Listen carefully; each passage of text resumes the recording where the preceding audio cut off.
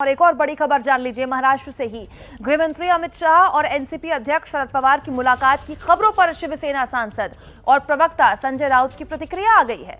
संजय राउत ने अब कहा है कि अगर दोनों नेताओं के बीच मुलाकात हुई भी तो इसमें परेशानी क्या है। संजय राउत ने सामना में एक लेख लिखा, एक तरह से इस लेख में सफाई दी गई उनके द्वारा। सामना में महाराष्ट्र के गृहमंत्री अनिल देशमुख पर भी सवाल उठाए गए। तो पवार और शाह अगर मिले तो इसमें गलत क्या। इस लेख में संजय राउत ने लिखा कि गृहमंत्री से अगर शरद पवार मिले हैं तो इसमें दिक्कत क्या है।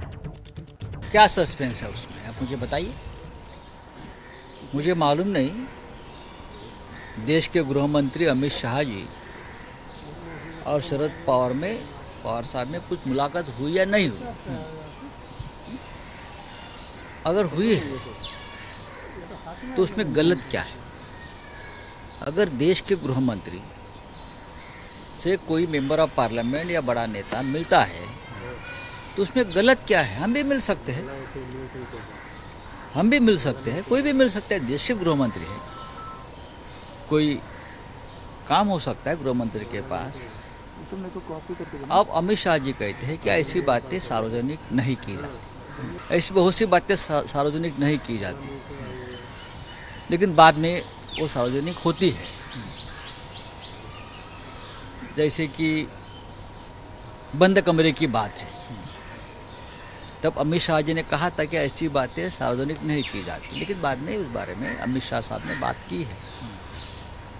लेकिन शरद पवार साहब को अगर मिलना है अमित शाह जी को, और अमित शाह जी को शरद पवार साहब को मिलना है, तो उसमें कोई, मुझे लगता नहीं कोई गलत बात उसमें राजनीति है या और कुछ हो रहा है, पक रहा है, खिचड़ी पक रहा है या गुप्त बैठक हुई इसके लिए। कोई बैठक, राजनीति में कोई बैठक गुप्त नहीं होती। अब आप तक खबर आई है तो गुप्त हो गई क्या बैठक।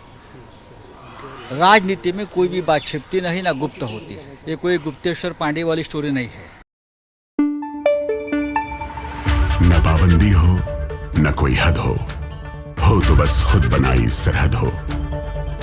ये मुहिम है परतों में छिपे हर सच की तलाश की, सियासत पर रखी पैनी नजर और आंख की, खबरों की दुनिया में एक जिम्मेदार आवाज की, जुर्म और जुल्म के खिलाफ हर बेबस के लिए इंसाफ की।